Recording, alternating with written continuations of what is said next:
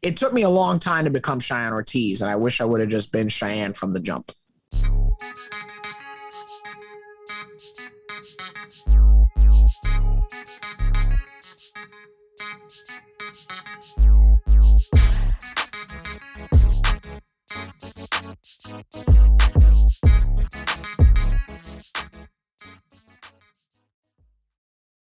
My next guest is one of the premier voice talents in New York and the New Jersey area.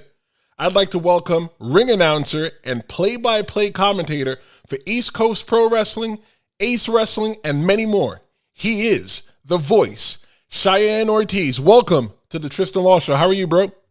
I'm good, man. Thanks for having me, Tristen. That's a nice intro. Hey, you know what? Fun fact, you actually wrote that intro yourself on your social media, so thank you for writing that intro for me. Nice. Okay, I'm glad. If my material is going to get plagiarized, I'm glad it's by you. Hey, but at least I give credit, right? I'm just not like a regular thief. I just give credit. That's true. You're better than Wikipedia. So, hey, I was actually on your Instagram the other day, and I saw that you left a story, and the story was about Uno. I think you're pretty good at Uno, aren't you? Isn't that what you think? Yeah, it hasn't trickled down to the locker room, but to try to trim the fat back in the day when I was in high school, in that ruthless aggression era, so you could have an idea when I was in high school, a lot of New York City schools were banning card games. And a lot of kids of the 90s played like spades, or if they had the old school grandmas, they knew how to play gin or rummy or go fish or all types of stuff. So for whatever reason, I guess there were kids who were doing gambling with card games. And it turned into, you couldn't play cards, but you could play Uno. Well, that was the worst thing that happened because I became the king. I was already the king of the cafeteria, but I became one of the kings of Uno in my high school. And I was notorious for one card Uno. You've never lived until you've played one card Uno. All right, so I think I'm the king of Uno, okay? And I think I'm pretty good at Uno. I collect Uno card decks. I only have two decks. I have one that I really play with that there's no more, of the film on the outside. So I'm very familiar with Uno. So what is one? Do you have the extremely annoying WWE Uno card deck? I didn't know that was a thing. I'm going to have to look for that now. Yeah, and it comes, there's a couple versions. There's one from about 10 years ago that comes in a nice collectible tin can. And then there's the newer one that I got for a friend about 3-4 years ago. But it's one of those special Unos, so it's a special game that introduces a pinfall rule. Oh, nice. Yeah, she told me it's a little confusing, but if you do it more and more, you get into it. But yeah, I back in my house party days and the cafeteria and all that stuff, which is a separate interview in and out of itself, Uno was notorious here in my house. And the two things were either cafeteria rules or house rules. So you had to play by the rules of the house or the high school cafeteria. So, all right, good. That brings me directly into my next question, right? Because you were talking about house rules and cafeteria rules. So here's my question for you. When someone puts down a draw 4 or a draw 2, what in your rule set, what is the next legal card that they can play? A draw. Draw anything. You can only play a draw. However, you cannot. So if you're playing at my house, you can draw a card. Now, if it is a wild draw, and you say draw 4 wild red, you cannot draw a draw 4 wild blue. You can only put out a wild draw or the suit that was called by the drawee. I don't like that. I don't like that. Excuse me, drawer. I don't like that. You see, I feel if you drop a draw 4, I should be able to drop a draw 4. If you drop a draw 2, dude, any draw 2 works. Anybody, I've seen no. Can I cuss on this? Of course you can. No bull crap. I've seen. Whoa! If you're going to cuss, do it right, Cheyenne. Hey, listen, never mind. All right, I'm telling my story. I've seen people in my house pick up 20 plus cards because you could stack them on. The only thing, because it builds up, it's kind of like a match and the story. The only thing that you can't do, because it was a rule, and I was like, enough of this shit, you can't do a skip. Oh, I was going to say that. I've been wanting to try that for so long, that when somebody throws a draw, just throw a skip. If you're doing an Uno Wild and you say draw 4, blue only, and then you come out with that blue 4, all right, that's 8. Now, if somebody now you threw down a blue 4, If you come with the red 2, okay, now we're at 10. If the next person has that wild, okay, that builds up. If the person that's about to get screwed with, let's just say 15, 16 cards throws a skip, it's a piece of, you can't skip it, baby. All right, I'll give you that. I'm a firm believer that even if you draw 20 cards, you can get rid of them in 2 moves. You sure can. If you know how to play, you sure can. Yeah, the one thing that I don't allow in my house is number stacks. So if you have, let's just say, because this happens in Uno, let's just say you have yellows, and let's just say you have 2 1s, a 2, and a 3, and you throw them all down, not happening. Right. I agree with that. Number stacks. You can't do number stacks. I've seen people do that. Now, if you do a yellow, blue, a yellow 2, a blue 2, a red 2, that's fine. Right. Yellow 2, blue 2. Yep. You could do number stacks. No color. I've done that. But yeah, what was the term that I think I would call it number stacks? Yes, number stacks or color stacks. Yep. Yeah, because I would see people do legit cards 1 through 5 of different suits. I'm like, no, you can't do that. So I was poking around on your YouTube, and I saw that you do unboxing of action figures. Talk to us a little about the unboxing and the interest people have online when it comes to unboxing. So I started doing unboxing videos because, I kid you not, I had developed raffle and eBay wins 8 foot tall. I had boxes and packages that they had accumulated to about 7 or 8 feet tall, and they were about 5 feet wide. I had a stack of cardboard boxes, and a year and a half ago, I had COVID, and I was on the shelf for 3 weeks, and I started opening shit up after I was on the shelf for 3 weeks. The most radical was about 10 days. So in that last week, I was like, you know what? I'm home. I know I got to go back to work soon. Let me start opening this stuff up. So I started, redoing my room here because I'm an action figure collector. And after a while, I still had a ton of boxes left, like way too many. And I just didn't get around to it. And I started seeing people do unboxings and reviews. And there is an audience for it, except for me. You don't know what I'm opening. Do you know what you're opening? Most times, no. I put a head in the video, whether I know or not. But if you look at the early videos, I have no idea what it is because I was getting so much. Right. Because I was winning, I'm in various Facebook groups for action figures and I do raffles and stuff. So I was winning a lot of stuff. So sometimes I could tell you what they were, but I couldn't tell you which box it was. But by the time I got to it, I genuinely forgot. And that's how that started. And I kid you not, I have about 7 more boxes sitting over there that I have to open. They'll all be on the unboxing videos on my YouTube channel, youtube.com/Cheyenne the Voice, or you could catch me on Linktree, linktr.ee/Cheyenne the Voice. Of those 7 boxes, I probably, top of my head, only know about 5. So what do you think is So what do you think is so interesting about people that unbox boxes on the internet? Because I've watched. I think because everybody likes a gift, right? Everybody likes a present. Everybody likes getting something. Everybody likes seeing a genuine reaction. And if you watch my videos, while they don't have millions and millions of views, you could tell that everything that is happening is truly genuine. And also, people want to know, especially in the action figure market, people want to know what something looks like when you get it. Everybody wants to know. Everybody sees that there's, like air fryers were the big thing during lockdown, right? And just before that. So everybody knows that they could get an air fryer, but if I reviewed an air fryer and it's the one you're eyeballing and you're seeing it in person and being used, that's a different story altogether. So I might get an action figure I usually buy stuff that's older, but if I get an action figure that you've been eyeballing at Target or Walmart for a while, you're seeing it in person, you're seeing the packaging, you're seeing how it's mailed to you. Right. Because if you're an action figure collector and you're buying at retail, how it's mailed to you is a very, very big thing. And I often don't mince words if the packaging is good or bad, whether I bought it off of a friend or not. So I want to switch gears to pro wrestling. And obviously, you're in the pro wrestling industry. I love pro wrestling. Hey, we all love it, brother. You're a play-by-play person. You're a ring announcer. What was the moment that you realized that you were hooked to pro wrestling? So the story goes, I'm about 3, 4 years old, and I'm one of three brothers, and my older brother Joseph, the middle one. Apparently I was like hawking him all day because he was one of my heroes as a kid because he was like the cool cat in town, and so I always wanted to be around him. So one day he's like, "Hey, just chill out, just watch this. Here, sit down, let's watch this video," and it was wrestling. So the story goes, and I was hooked from then on. I'm born in 1990, but all of our VHS library at the time was predominantly 80s wrestling.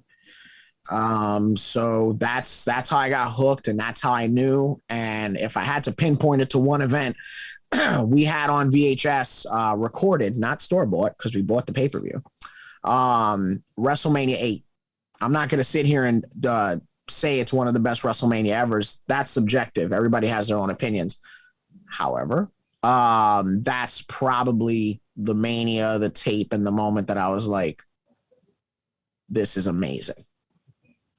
So who are your favorite wrestlers, or who did you look up to in the pro wrestling business industry while you were growing up? So when I was a wrestling fan that wanted to be a wrestler as a kid, from jump, it was Macho Man Randy Savage. From the jump, it was Randy Savage. I know it's a very cliche, typical answer, but if you look at what I grew up on, it kind of makes sense. Randy Savage was the number one, and it eventually morphed into Ric Flair because everybody who knows me knows I'm a diehard Ric Flair fan. So yeah, Macho Man Randy Savage, Ric Flair, The Undertaker. I'm a big Gray Glove fan of The Undertaker. In terms of WCW, I actually prefer Rick Rude in WCW over the WWE any day. Same with Ricky Steamboat, WCW over the WWE runs any day. Of course, Sting. I was a massive, as a kid, I was a massive big Van Vader fan. And when I started watching wrestling on my own, by the time I'm 4 or 5 years old, watching every week, Monday Night Raw is the hottest show on television. And I got to literally, like many of us, live the Monday Night Wars. Mm-hmm. So what was it that drew you to pro wrestling? Because there's something that caught you and said, "Hey, come be with us." What was it? I think now, hindsight being 2020, it was everything about wrestling. You ever watch a movie as a kid and you're laughing and you have no idea what it is about it or what they're even saying or the context of it, and then you watch it as an adult and you're like, oh, this is even funnier than I remember. Because as a kid, we saw a lot of movies that we really shouldn't have, that we enjoyed, that we loved, that we probably didn't even understand. And now we watch them with such deep affection and admiration. I think it was wrestling as a whole. Wrestling has presentation like no other. You can say whatever you want. I'm not a big sports fan, but wrestling has a presentation like no other, from top to bottom. From the curtain to the guardrail. There is no presentation in the world like pro wrestling. The only thing that comes close to it is a live concert, and that depends on who you're seeing. That is true. So I think it's wrestling as a whole because as a kid, I appreciated the commentary. I already was mimicking commentary at a very, very early age. So I think it was wrestling as a whole because it was a very character-induced era, okay? Even if you look at the early Nitro stuff, it was a very character-induced era. And it was characters, right? We all, how many times are we sitting in the locker room and we're like, if this guy just got a gimmick, if this guy just did this. Because we all know deep down inside, you could be the best wrestler in the world, but if you don't have that edge, I'm not saying you got to be a full cartoon. Right. But if you don't have some edge there, it's a little harder for you in the race. So, and not that there's anything wrong with being a pure textbook wrestler. That's not what I'm saying, because some of my favorite wrestlers ever are just pure Wigan strong style wrestlers. So yeah, I think it's wrestling as a whole. It's a presentation. It's everything, right? It's everything. It's the belts. It's the commentators. It's the stages and the arenas. it's the ring. Because, you know, if you see WWE and then you see AEW and then you go to the right indie fed, their ring sticks out like a sore thumb because MLW's probably got the sexiest looking ring in all of wrestling right now. And then you got the NWA ring, which looks like this giant piece of art coming to life, you know, and then you got the WWE one with the LED screens. You've got that AEW ring with all the dark colors, and it looks like you're at this, you know, place you shouldn't even be at, you know? So I think it's wrestling as a whole. Bro, I've never had anybody sit here and poetically explain to me like the art of pro wrestling. Like I look at pro wrestling like art, but I've never looked at pro wrestling in the light that you put it, that it's so, like, you said the ring was sexy. And then when you said it, I smiled because I saw that. Well, you smile because you're also a closet creep like me. I get it. I get it. It's all right. So you mentioned earlier that you wanted to be a pro wrestler, but you mentioned that you also mimicked the commentary. So I'm not sure some days, you know, maybe I made the right choice or maybe you made the right choice in the pro wrestling business. But, you know, how did you decide to become a commentator instead of a pro wrestler? So if you look at, I learned right away at a very, very early age that, listen, I'm 5'5", so I was probably as a teenager 3'7". So I learned right away that there wasn't anybody my size on television. There wasn't. You know, yes, of course, there were Benoit and Eddie. Oh, I shouldn't even say that name. Wild Pegasus. There was Wild Pegasus and Eddie and Malenko and those guys that we constantly talk about, but they're all taller than me. So it kind of became a thing right away. I think if I would have seen someone at an early age, my size, hitting certain strides, I'm born in 1990. I got to wait 25 years for Daniel Bryan to win the world title, right? Not that he's 5'5", but there's no one, that underdog story is not being told. And I never saw myself as a luchador wrestler. No offense to Rey Mysterio. I never saw myself as that. I always saw myself more of a Regal or a Flair, that Mac technician with just the right amount of charisma, or at least that's how I put it in the video games. So at an early age, when I would play with my action figures, I would commentate my matches. And, I wouldn't commentate them like, oh, suplex. Oh, he's got him now. Like, I'd see other kids like playing with their action figures or wrestling figures. I'd be like, what are you doing? Like, I'd be super judgy about how they would call their matches as a kid. Like, that's not how you do it. And, I think I had the best era of commentators, some of which are still here today. Say what you want. Vince McMahon as a commentator was amazing. Superbly underrated. And if you listen to Vince McMahon as a commentator, to go back to me overanalyzing everything, if you listen to Vince McMahon as a commentator, hindsight being 2020, the business is a lot more exposed. You know who he was and wasn't into. If you listen to him, he is getting over people the way he wants. If you truly listen to Vince McMahon as a commentator, the heels and the faces, he's getting them over. He is literally probably at that time at the driver's seat, even though he's past the curtain, he is getting people over. If you watch it now as an adult, you're watching Vince and you're like, man, he's doing this guy all the favors he can as a commentator. Of course, as a kid, you don't realize that. So Vince is a commentator. I am a massive fan of Tony Schiavone. Tony Schiavone, to me, is the best commentator today.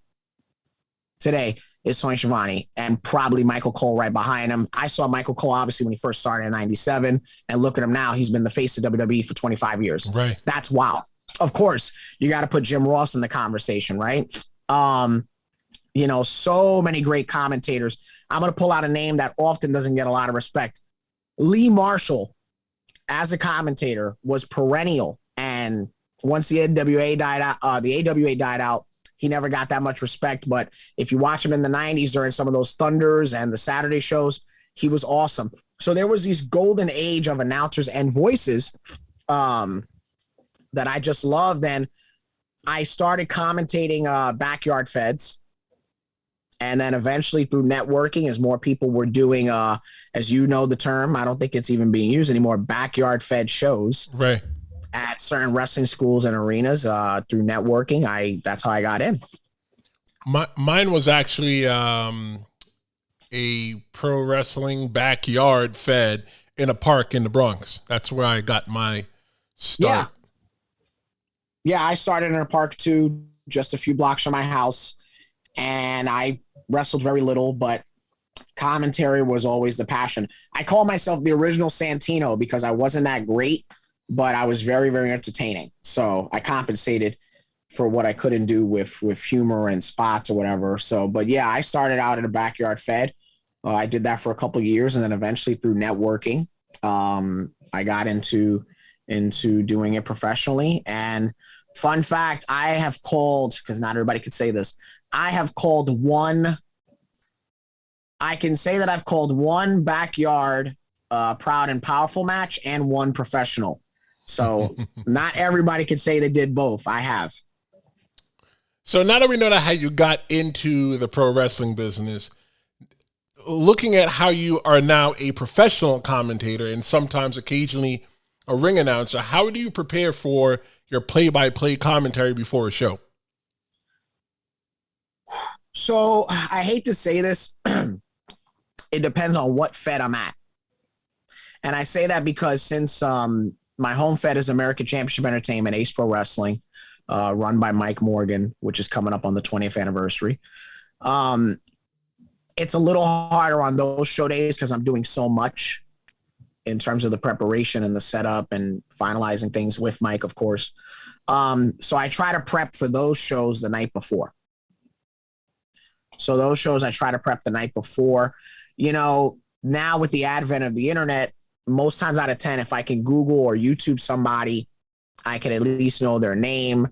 Or because back in the day, when I started, you had to go up to them, hey, man, tell me about yourself. Right. Which wasn't always a joyous conversation because some of these guys wouldn't really describe themselves in the best way. You know, they could tell you what moves they did and didn't do, but they couldn't tell you about themselves. They couldn't sell you. So now I try my best the night before, not for the sake of last minute, for the sake of it being fresh. The night before, if somebody's on the show for the first time, all right, let me see if there's any matches on this Tristen Law guy. Okay, he's got a couple matches. I try to watch at least two because I'm a firm believer that if I watch two of your matches, it shouldn't be the same match. So, you know, like, yeah, of course, you're going to get your hits in and your spots, but it shouldn't be the same match. If I saw you wrestle Friday, Saturday, and Sunday, they shouldn't be carbon copies. So I try to watch at least two matches, try to get an idea, an organic idea of what your moveset's like. And then when I meet you in person, hey, what's your finish? Does your finish have a name? Because you might hit a pile driver and you might have a name for it. Right. So you don't want me to call pile driver because then a month later or whenever the tape comes out, you might be like, hey, man, my finisher is named The Last Call. Well, it's a double-edged sword. You didn't approach me. I didn't approach you. And technically, I got to approach you as the professional, as the guy calling it, telling the stories. Mm-hmm. So I try my best to know as much as I can. I like to know where guys trained, you know, because that's something that you should sell on commentary. You know, if somebody trained at Lance Storm's Academy, well, that's something you want to get out there. True. For the sake of the guy, because I'm a firm believer that,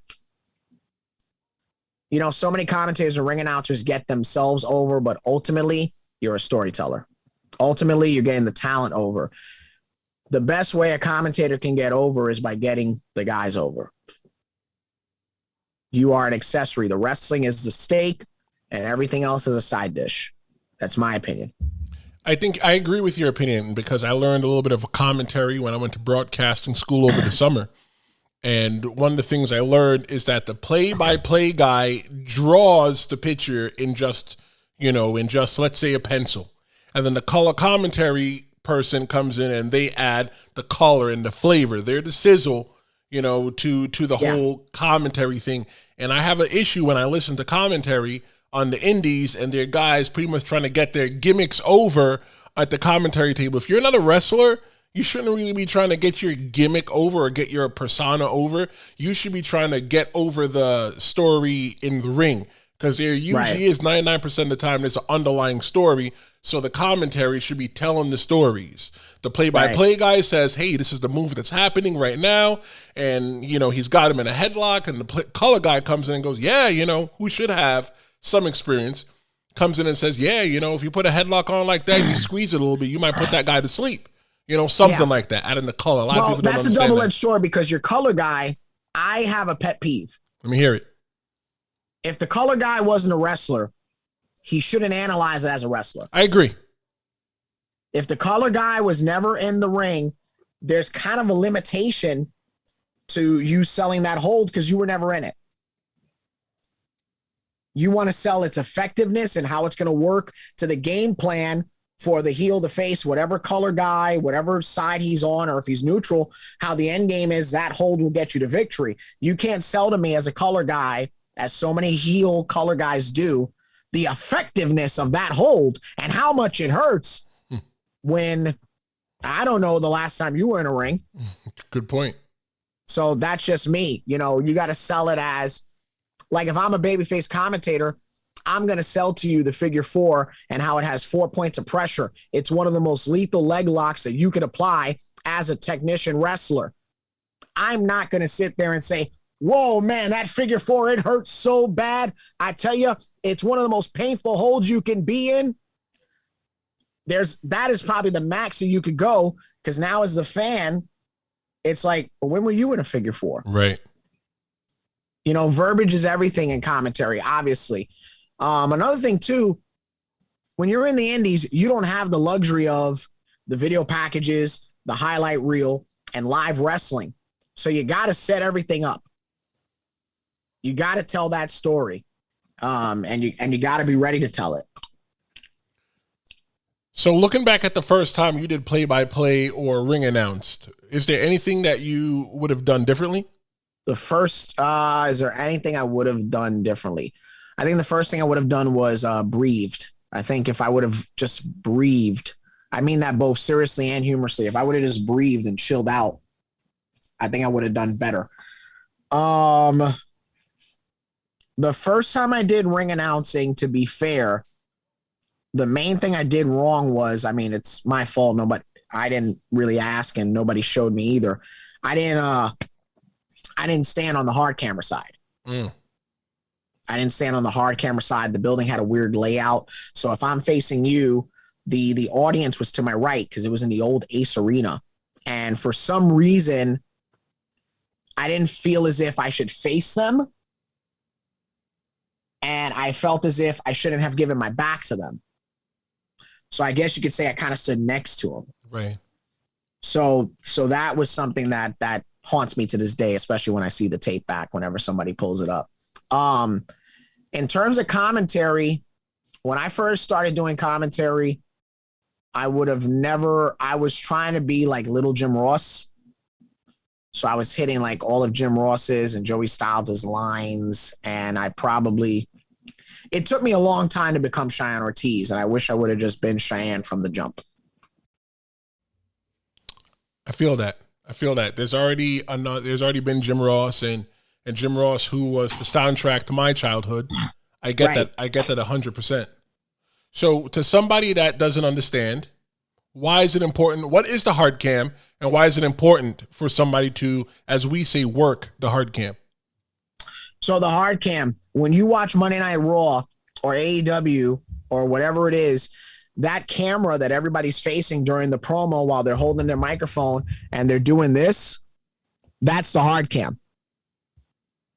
That's the hard camera. That's the main camera. That's the storytelling camera.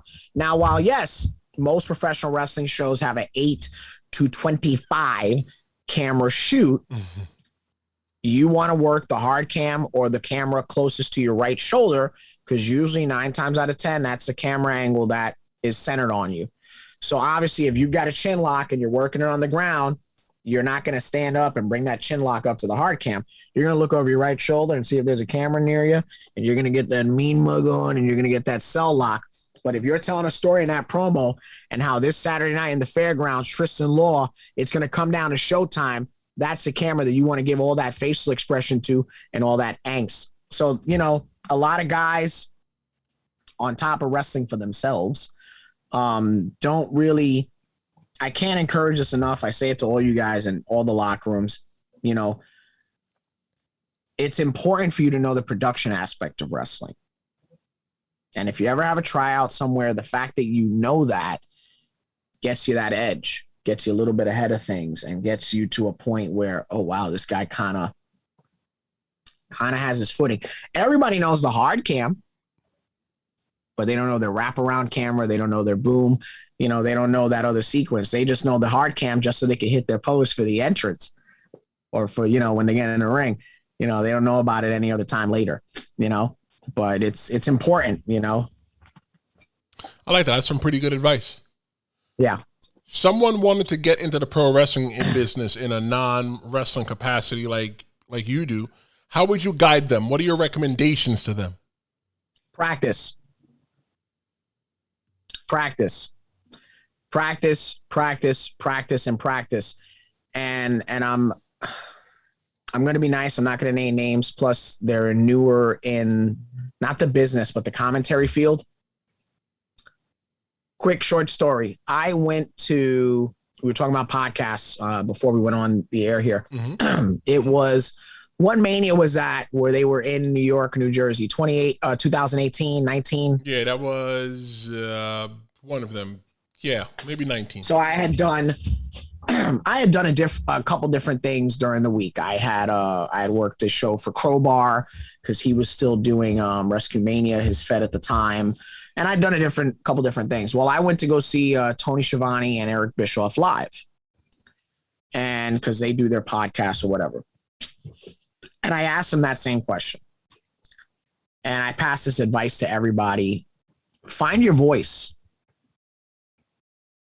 Find your voice. There's already a Jim Ross, a Michael Cole, a Tony Schiavone. There's already a Cheyenne Ortiz. Not that he's anybody famous or big.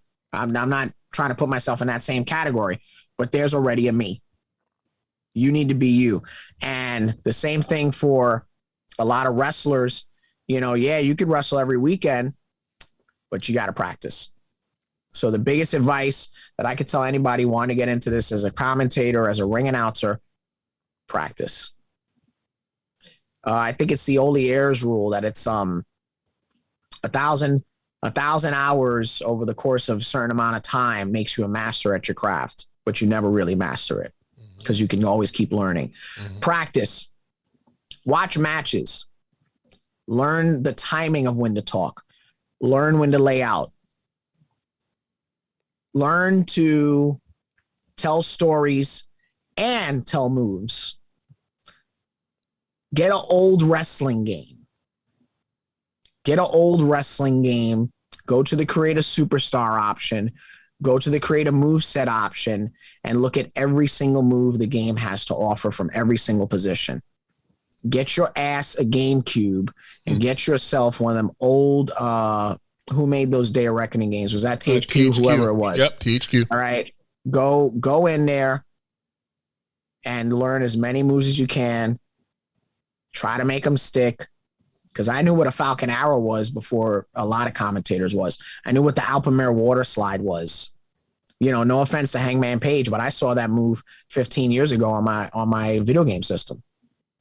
Nobody was doing it. Well, right. That's a lie. That's bullshit. People were doing it in Japan. Right. But he was the first guy that I ever saw do it in the States, Hangman Page. I think somebody did it in WWE very briefly in like 2006. But the point of the matter is, be that wrestling Rolodex. That's what you got to be. Crowbar does. Crowbar, believe it or not, was wrestling either Sebastian Cage or someone, a high flyer. And Sebastian was going to do the Meteora. And Crowbar didn't know what it was. He just knew how to explain it. And Sebastian knew right away what it was. And I just happened to be sitting with them as they called the match because Crowbar liked to have me around to call while he called his matches so I could kind of know when shit was coming. And I was like, oh, you're going to do the Meteora then at that point? Because if you are, I'm going to sell it. He's like, you know what that is? And I was like, Yeah, I thought I was in trouble for knowing what it was. Like, yeah, he's like, shit, I don't think any other commentator or whatever. So that's it. You know, if you want to do this, do this. Don't play this. I get very, very I get very, very personal when I see people, I love wrestling, I want to do this and blah, blah, blah, blah, blah. And they only do it to a certain extent, especially in my field. Mm-hmm. Right? Because if I see somebody just wearing tights and they're only wrestling once a week, you know how the wrestling locker room is. I'm wrong for doing that. Right? Because I'm a commentator. I'm not a wrestler. That's the moment where all of a sudden you ain't one of the boys. Okay. Well, guess what? If I see you as a commentator or announcer and you're dicking around, yeah, you know, do this. Oh, and another piece of advice, wear a fucking suit. Wear a suit. If you're the commentator, you shouldn't be there looking a certain way. I get that. I respect that. Straight up. I like that. Straight up. If I saw somebody the other day calling a match and I almost lost my shit over what they were wearing. Well, you know, there's a lot of, I've been seeing those things as well too. Now that I've been woke, I see what people are, you know, not doing. They're not doing the homework like you do. They're just going out there calling the matches. They don't know when to lay out, and laying out means, you know, to just let it breathe. Like, you don't have to talk every 5 seconds, and then they step on each other, meaning that they're trying to talk on each other. Like, sometimes you just got to chill, you know, like The Rock said, you need to know your role and shut your mouth. Yeah. And that's how I think that works. I saw a commentator get blown up one time. I kid you not. Really? I saw a commentator get blown up one time because he was using his announcer voice the entire time that he called the match. And I kid you not, by the time the double down came, the guy was, this is an incredible match that we're seeing here. I was ready to give my albuterol. Not a rib. Not a rib. He blew himself up. Blew himself up. And I was on color that night. I was like, oh, this is going to be bad. So how did you develop your trademark voice? Because you've got a voice, bro, regardless of you thinking about it or not. You have this trademark voice that when I hear it, I go, yep, that's my guy, Cheyenne. So I always had this voice. It always stuck out. I always got made fun of it for it. I still get made fun of for it, but I'm in therapy. So I guess through the years in the 90s, as you know, commercials were everything in the 90s, but they also came on all the damn time. So I always mimicked commercials and voices. And going back to a name that I brought up earlier, I was a huge fan of Lee Marshall. And Lee Marshall, to me, had the perfect voice for wrestling, for radio, for anything. And I don't know if a lot of people know this. Lee Marshall was Tony the Tiger. Tony the Tiger, the cereal commercial. I think he did that from 97, 90-something until his death. So they're great. That's Lee Marshall until, like, I think he passed away in, like, 2013 or so from cancer. So my voice is kind of a hybrid of all those car commercials and stuff from the 90s, as well as Lee Marshall and David Penzer. David Penzer was a big influence on me because everybody wanted to be Howard Finkel, right? Right. So, you know, I learned right away that I couldn't do that because there was already one. That was the one person I didn't mimic because, you know, Howard Fink, he would never say, he would almost never say WWE for the World Wrestling Federation Championship. You know, he would always say World Wrestling Federation. He would never say WWF. So I always try to mimic the commentators and the announcers because when I would play with my action figures, I wanted that same authenticity. And like a lot of times you'll see me kind of bust it out. Like I'll bust out a Vince, like over the top, you know, that selling, you know, that high pitch, you know, you got to also know when to change your voice too. So it was just I've been commentating since I'm like 5 years old. Right. And I've been doing this at a level since I'm 13. And I've been doing this professionally since I'm 24. And every day when I come home from work, I call 2 matches before I go to bed. Wow. So you know, I just, you know, I love telling stories. So it's just a lot of practice and a lot of time put into it. I don't know how it developed, obviously, as I got older, because I think this became my voice around. My voice kind of finalized to this point when I was about 20, 22 is when I was noticing certain pitch changes and stuff like that also. So yeah, just over time it developed. And I also just kind of like speak like this as is. Don't get me wrong. If we're chilling, it has a different tone or decibel, but no matter what, once the camera's on, hello everyone, this is the voice Cheyenne Ortiz. That's my version of, hello everyone, welcome to WCW Saturday Night. We're here in that's my version of doing what the announcers did 35 years ago. So it's just a modern spin on it. Cause I'm, back in the day, it was always, hello everyone, or hello fans. And then no matter what, at the end of so long, everybody. So I already have that programmed in my head. Bro, that's cool. That's cool. That's really cool. Yeah, I know. I'm a loser. Nah, it's not even like I'm sitting here and I'm like mesmerized and I'm like, wow, that's like really cool that you have this much level of dedication that you even go home and you practice 2 matches every night. So normally on a normal good week where there's nothing else going on, no distractions, you're getting in 14 matches a week, bro. That's amazing.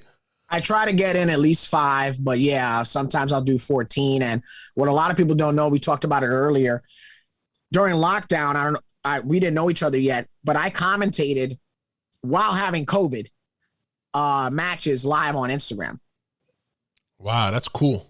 That's cool. So like during the lockdown, the only reason I stopped was because after a while the views weren't really that great. Like on my first one, I did like 100 and something. And by like my 5th one, I was down to like 12 people. I was like, all right, this kind of died out. Right. But I was commentating matches during COVID. On the weekends, I was still practicing matches, still practicing promos. And I don't know if you knew this, for this past WrestleMania on night 1, I commentated it live. I saw that.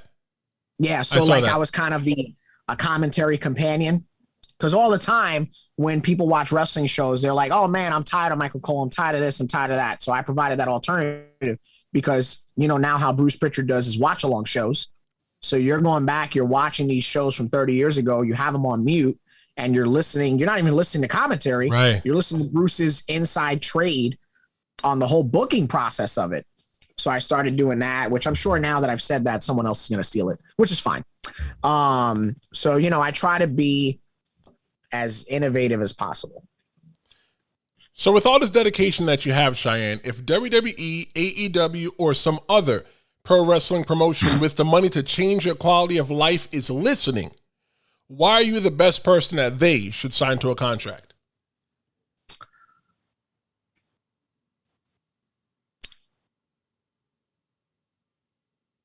Because I'm a salesman. I'm a salesman. I have a retail background, and I have, those of you that have seen me do it and know me, I can sell you walking in the door. I can sell you walking in the door. I can tell you stories. The versatility that I provide as a commentator is kind of sort of second to none on the indies. I bring a level of professionalism and prep that, again, is second to none on the indies. I've been calling matches since I'm 13 years old. If a lot of ring announcers and commentators are doing the stats for how many people they've ring announced or this or that, if I pull up the stats for how many matches I've called, that trend will die out immediately. Immediately. And I don't play this. And I don't have, with the exception of liking to sleep in, I don't have many bad habits. You don't have to retrain me. And when you've trained under Mike Morgan and Gino Caruso, Vince McMahon could yell at me on a Monday night and I'll be like, is that all you got? So if nothing else, I promise you that I will give you everything that I have at every taping, every pay-per-view, every live show. Plus I'm handsome. Money. So for people listening, right, and they still don't know who you are, tell them, who is Cheyenne Ortiz? Who is Cheyenne Ortiz? Hello, everyone. This is the voice, Cheyenne Ortiz, the voice of New York State. commentator for all your favorite local promotions, including American Championship Entertainment and ECPW Wrestling, both of which you can catch at aceprowrestling.com and ECPW1. You can catch me on YouTube, unboxing action figures and collectibles, as well as giving inside track to your favorite independent stars of today, tomorrow, and the future. For those of you who still need to know about me, fun fact, I've trained with the likes of Sonny Kiss, Ortiz, and Santana. I was there for MJF's rookie year. I called one of the last independent matches for not just Dan Moff, but for Keith Lee before his signing. I was there when Sonny Kiss and EC3 broke the internet. That moment and so many more in the state of New Jersey and New York have my voice attached to it. So once again, you can catch me on linktree.com. That's linktr.ee/Cheyenne the Voice for all of information regarding to Cheyenne Ortiz, the Voice. What's next for Cheyenne Ortiz? Cheyenne Ortiz is looking to do his first show out of New York and New Jersey. I did a couple shows in Pennsylvania over the summer. I kind of don't count that because it's still Northeast. But the number one goal for Cheyenne Ortiz next year is to do at least one show out of state.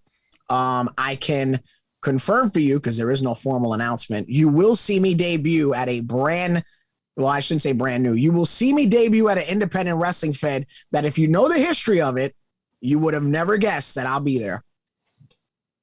So I'll be, I'm trying the best that I can to get myself out there more and more and more. I'm at a point where next year I'll be 8 years in the business, next year in May.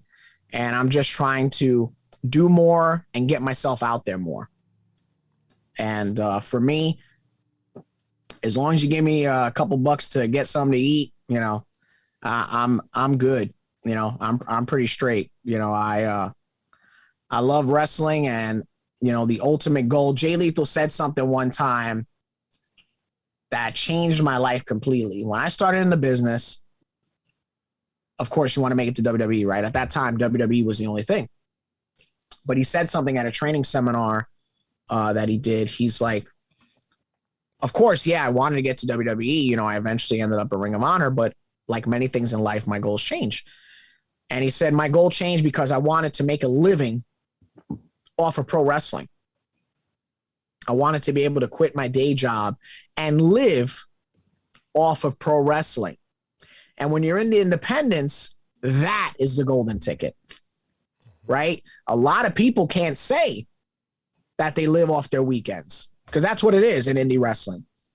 If you got a booking on a Wednesday or a Thursday, that's actually a big deal. Yeah. You know, it's a big deal.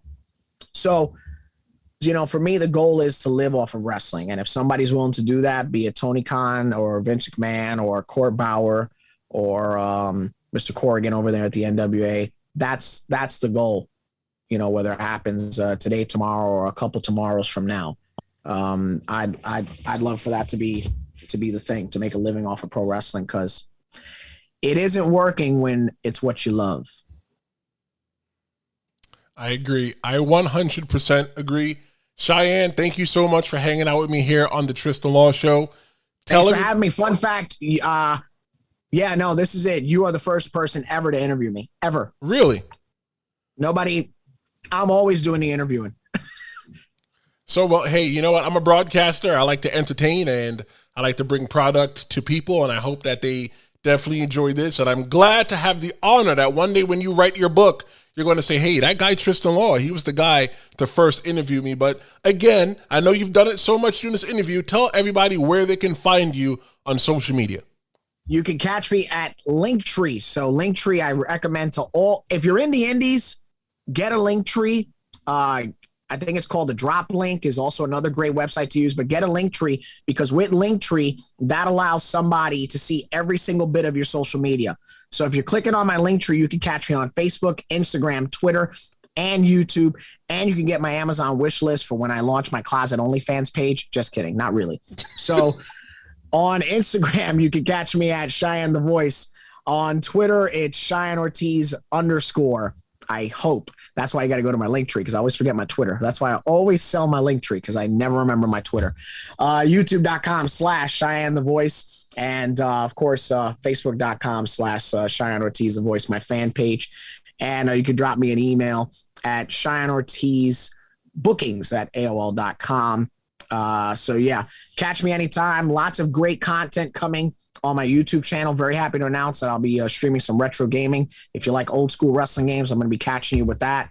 And I can now confirm that starting next year on my YouTube channel, I will be doing watch along. So you're going to have me calling classic matches, except it's me going to be commentating it by myself. And the first match will be Shawn Michaels, Ric Flair, WrestleMania 24, the retirement match. I'm going to call that on my YouTube channel next year. Hey, that's amazing. And I can't wait to see all these things come to life in the next year. But ladies and gentlemen, that was ring announcer, play-by-play commentator for East Coast Pro Wrestling, Ace Pro Wrestling, and so much more. That was the voice, Cheyenne Ortiz. Cheyenne, I will see you soon, and thank you for coming on the Tristen Law Show. Before we go, I know you signed off, but I can't stress this enough because I want to bring it up because I hope he's listening. One of the best things that the championship committee at ECPW did was give you a live microphone.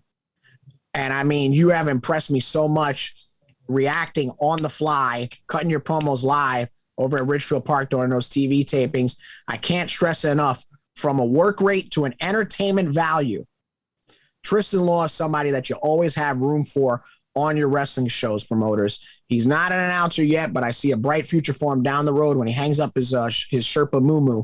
But from an entertainment standpoint, from bell to bell, Tristen Law is somebody that fits on everybody's show. I'm not going to get emotional over that. I'm just going to thank you very much for those kind words because I don't think I've remembered anybody ever telling me that. I appreciate it, brother. And I appreciate the fact that people allow me to entertain them every single week. And I can't wait to continue to entertain people in 2022 and beyond. Thank you, man.